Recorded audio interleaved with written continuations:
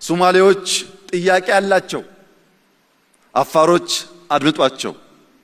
ትግራዮች ጥያቄ አሏቸው፣ ወላይታዎች፣ ሲዳማዎች አድምጧቸው። ዳሰነች አሌ ጥያቄ ያለው፣ ኦሮሞዎች፣ አማሮች አድምጧቸው።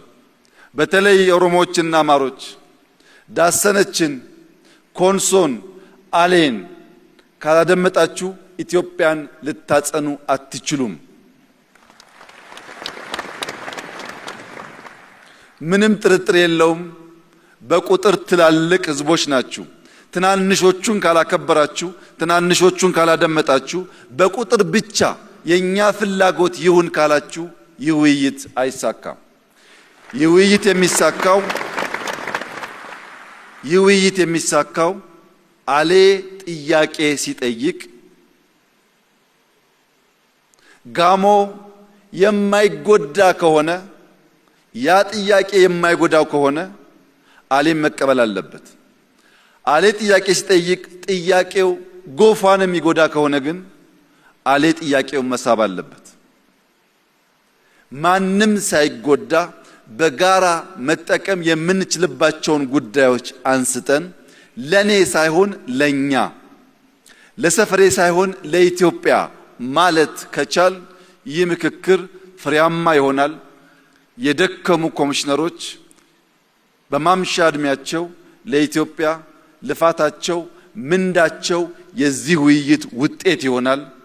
እንደዚህ ያለው መድረክ ማዘጋጀት ባለመቻላችን ለረጅም ዘመናት ዋጋ የከፈሉ የሞቱ የቆሰሉ ኢትዮጵያውያንም ቢያንስ በአጸደ ገነት ሳሉ በሌላ ትውልድ በተሰራ ስራ እረፍት ሊያገኙ ስለሚችሉ ያለፉትን የደከሙትን የሚመጡትን እያሰብን አንተ ትብስ አንቺ ትብሽ ብለን ለኢትዮጵያ የሚበጃትን ውጤት እንድናመጣ በታላቅ ትህትና አደራ ልላችሁ ፈልጋለሁ። ሳይንስ በቀላሉ መርምሮ ፈትሾ ሊመልሳቸው የማይችሉ ድልብ ሀብት በእኛ ህዝብ ልምምድ ውስጥ ነበረ። ይጋጫል፣ ግን ይነጋገርና በይቅርታ በካሳ ይፈታል። ይህ ንግግርና የይቅርታ ባህላችን ኢትዮጵያን አጽንቷል። ይህ ውይይት፣ ይህ ምክክር፣ ይህ ንግግር በዚያ ባህላችን ላይ የሚንተራስ ከሆነ ለኛ ብቻ ሳይሆን ለሚቀጥሉት በርካታ አስርት ዓመታት የሚዘልቅ የሚያቆይ መሰረት መጣል ይችላል። ከባህላችን፣ ከማንነታችን፣ ከታሪካችን ሳንነቀል ፈቅደን ወደን በደስታ በፍቅር ስሜት በኃላፊነት ስሜት ይህንን ውይይት የምናካሂድ ከሆነ ካለምንም ጥርጥር ልጆቻችን የበለጸገች የጸናች ኢትዮጵያን መረከብ የሚችሉ ይሆናል። ቀፎዋን የጣለች ንብ ማር አትሰጥም። ማር ለመስጠት በቀፎ ውስጥ መቆየት ያስፈልጋል።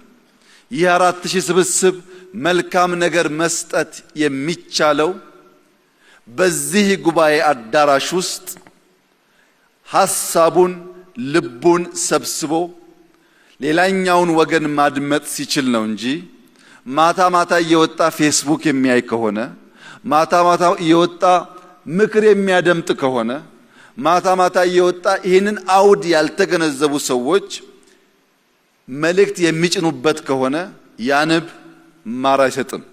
ቀፎው እዚህ ነው ያለው። ልባችን እዚሁ ይሁን፣ አእምሯችን እዚሁ ይሁን። ልባችንና አእምሯችን እዚህ ቢሆንም አሜሪካ ያለውንም ደቡብ ኦሞ ያለውንም ባድመ ያለውንም ጋምቤላ ያለውንም ጎዴ ያለውንም አሳይታ ያለውንም የሚያስብ ግን መሆን አለበት። ውይይታችን ከዚህ አዳራሽ ተነስቶ እንደ ፀሐይ ወደ መላ ኢትዮጵያ የሚያበራ ከሆነ ለሁላችን በታሪካችን ውስጥ አንድ ስብራት አለ፣ አንድ ስንክሳር አለ፣ አንድ ውድቀት አለ። ያም በኃይለ ቃል ጀምሮ በኃይል እርምጃ መደምደም ነው። ፖለቲካችን በኃይለ ቃል ይጀምራል፣ በኃይል እርምጃ ይደመደማል። ይህንን ስብራት ለአንዴና ለመጨረሻ ጊዜ ማቆም ያስፈልጋል።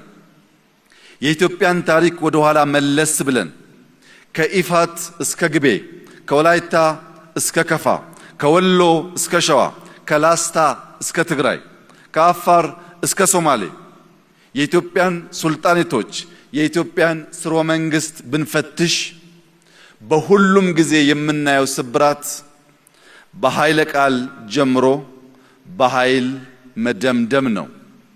የኃይል እርምጃን የታሪካችን አካል ማድረግ ነው። ያንን ስብራት መቀየር ያስፈልጋል። ኢትዮጵያና ዋርካ ከፍተኛ ቁርኝት አላቸው። በዋርካ ስር ሽምግልና እንቀመጣለን። በዋርካ ስር ለትዳር ሽምግልናን እንጠይቃለን። በዋርካ ስር የሃይማኖት ትምህርቶች እንማራለን።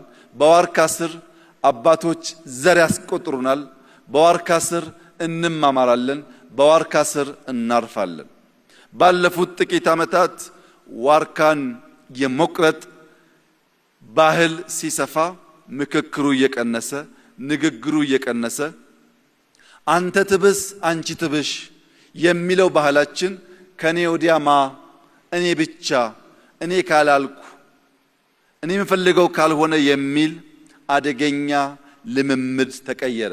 ለዚህ ነው እንትከል፣ ተስፋን እንትከል፣ ዋርካን እንትከል፣ ምክክርን እንትከል፣ ውይይትን እንትከል፣ ይቅርታን እንትከል፣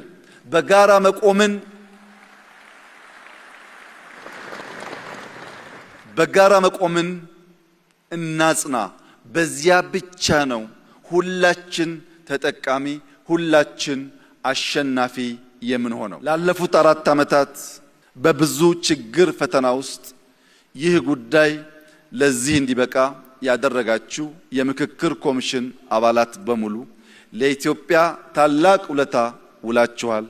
በጀግንነት በተሰጣችሁ ኃላፊነት ተፋልማችኋል። እንደወረደባችሁ ዱላ ቢሆን ባትገኙ ነበር፣ ተቋቁማችኋል። ለዚህ ሁሉ በጀግነት የተሞላ ተግባራችሁ የኢፌዴሪ መንግስት የዛሬው የኢትዮጵያ ትውልድና የነገው ትውልድ ያመሰግናል። በዚህ ታሪካችን ውስጥ አንድ ስብራት አለ፣ አንድ ስንክሳር አለ፣ አንድ ውድቀት አለ። ያም በኃይለ ቃል ጀምሮ በኃይል እርምጃ መደምደም ነው። ፖለቲካችን በኃይለ ቃል ይጀምራል፣ በኃይል እርምጃ ይደመደማል። ይህንን ስብራት ለአንዴና ለመጨረሻ ጊዜ ማቆም ያስፈልጋል። የኢትዮጵያን ታሪክ ወደ ኋላ መለስ ብለን ከኢፋት እስከ ግቤ፣ ከወላይታ እስከ ከፋ፣ ከወሎ እስከ ሸዋ፣ ከላስታ እስከ ትግራይ፣ ከአፋር እስከ ሶማሌ የኢትዮጵያን ሱልጣኔቶች የኢትዮጵያን ስርወ መንግስት ብንፈትሽ በሁሉም ጊዜ የምናየው ስብራት በኃይለ ቃል ጀምሮ በኃይል መደምደም ነው። የኃይል እርምጃን የታሪካችን አካል ማድረግ ነው። ያንን ስብራት መቀየር ያስፈልጋል።